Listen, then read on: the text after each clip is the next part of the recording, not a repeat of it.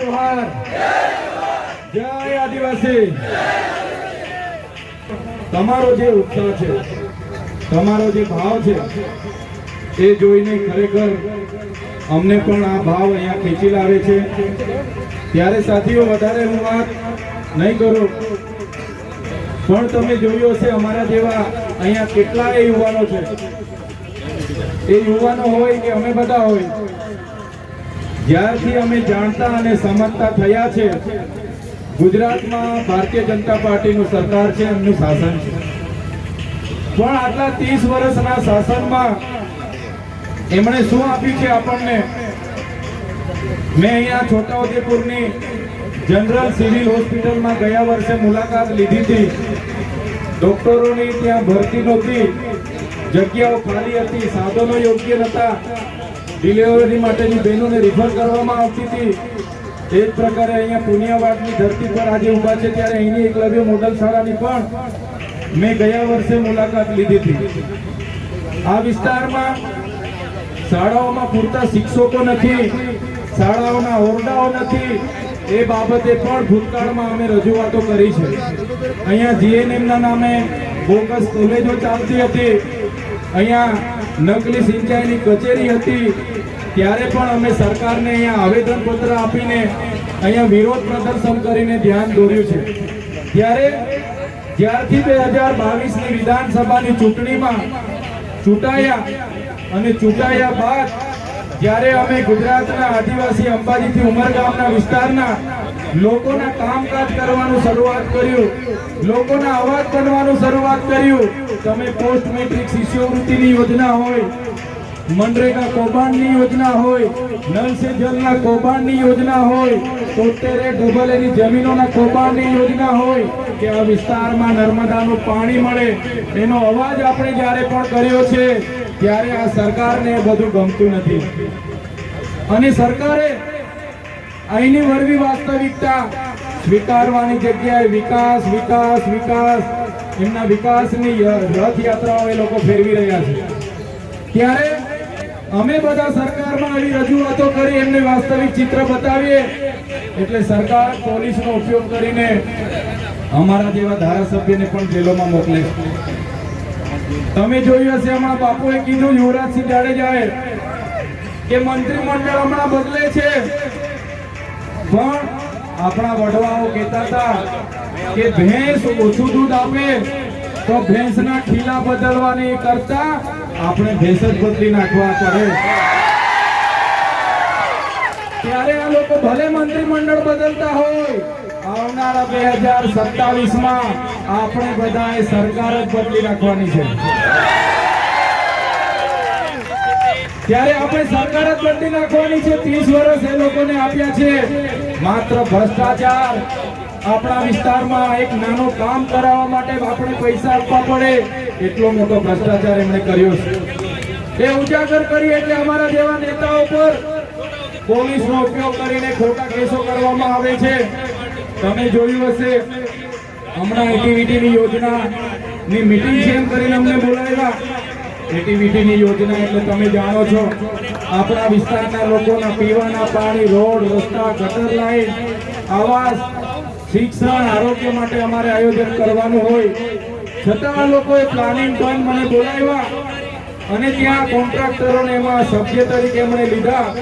ત્યારે મેં એટલી જ રજૂઆત કરી કે અમે ચૂંટાયેલા લોકો અહીંયા સભ્ય તરીકે બરાબર છે, અમે કોઈ પણ એનજીઓ, કોઈ પણ બહારના કોન્ટ્રાક્ટરો કે કોઈ પણ એજન્સીઓને અહીંયા સભ્ય તરીકે અમે ગ્રાન્ટ આપવાના નથી। બસ આટલી વાતમાં ત્યાંના ભાજપના લોકોએ મારી સાથે પ્રાંત અધિકારી કચેરીમાં ઝઘડો આખો કર્યો।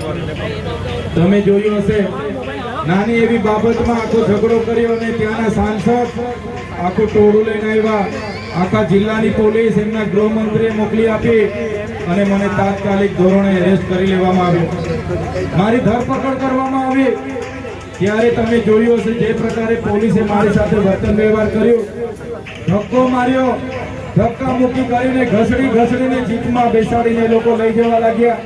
મારા પરિવારના લોકો મને મળવા માટે આવ્યા, મારા સાથી આગેવાનો મળવા માટે આવ્યા, પણ ભાજપના નેતાઓ એમના ગૃહમંત્રીનું પોલીસ પર એટલું બધું દબાણ કે આખી રાત રાજપીપળાની જેલમાં રાખવામાં આવ્યા, પણ ઘરેથી લાવેલા ટિફિન કે કપડાં કે કોઈ વસ્તુ મને આપવા નહીં દીધી. એક સામાન્ય બાબત જ્યારે બને તો મામલતદાર બેઠા હોય અને મામલતદાર ત્યાં તમને અડધા કલાકમાં જામીન આપી દેતા હોય છે.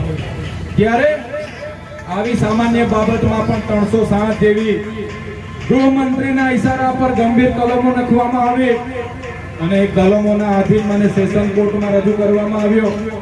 સેશન કોર્ટમાં મારા વકીલો જે મેં કર્યા હતા મારા કેસ લડવા માટે, એ વકીલો ગેટ પર આજીજી કરે કે સાહેબ અમે ચૈતરભાઈના વકીલો છે, અમને અંદર જવા દો, અમે કેસ લડવા માટે આવ્યા છે. છતાં પોલીસ પર એટલું બધું ગૃહમંત્રીનું દબાણ કે પોલીસ એક પણ વકીલને અંદર નહોતા આવવા દેતા, આજીજી કરે અને બાદમાં કોર્ટમાં મારા જામીન રદ થયા. તમે સોશિયલ મીડિયા મોબાઈલના વિડીયો થકી જોતા હશો.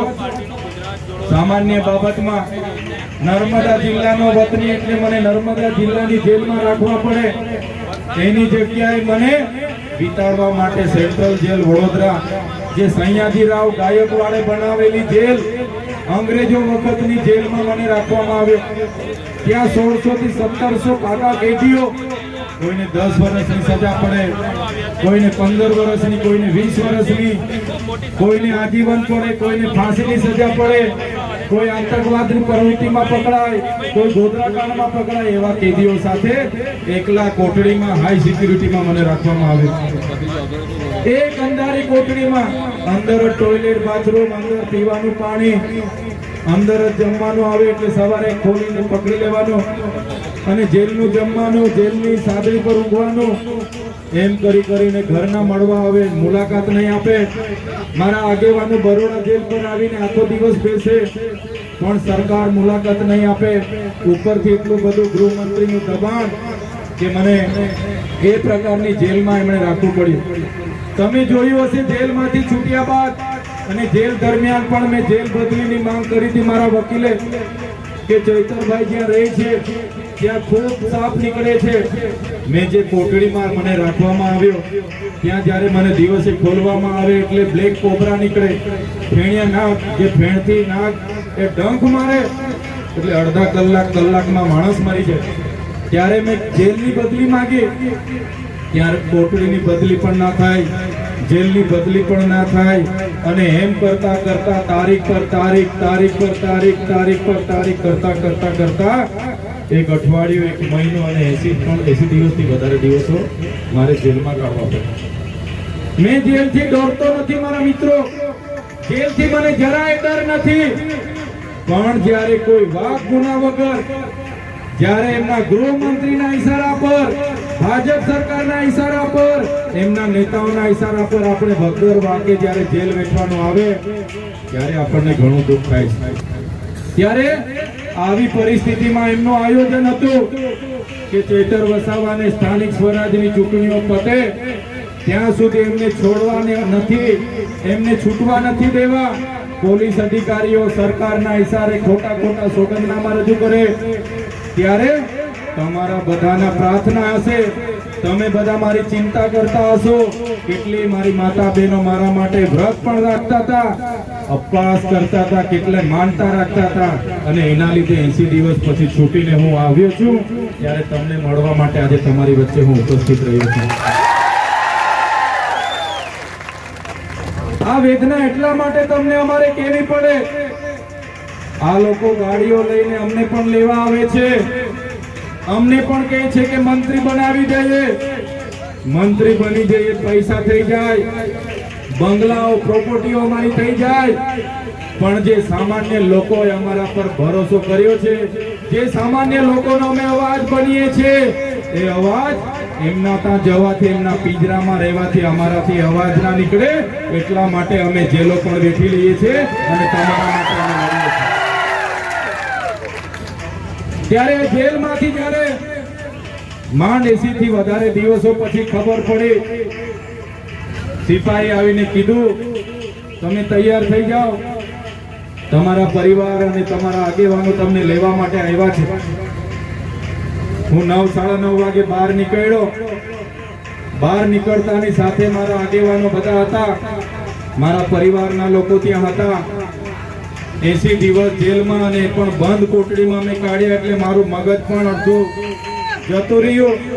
ત્યાંથી બહાર નીકળ્યો અને તરત મારા વકીલો અને મારા આગેવાનોએ કીધું, ચૈતરભાઈ, સરકારે તમારી સાથે જે કર્યું, અમે બહુ મહેનત કરી, તમને કાઢવા માટે બહુ ટ્રાય કરી, વકીલોએ બહુ આર્ગ્યુમેન્ટ કર્યા, પણ સરકારના ઈશારે પોલીસે ખોટું એફિડેવિટ રજૂ કરે, સોગંદનામા રજૂ કરે અને તમને એમણે નર્મદા જિલ્લા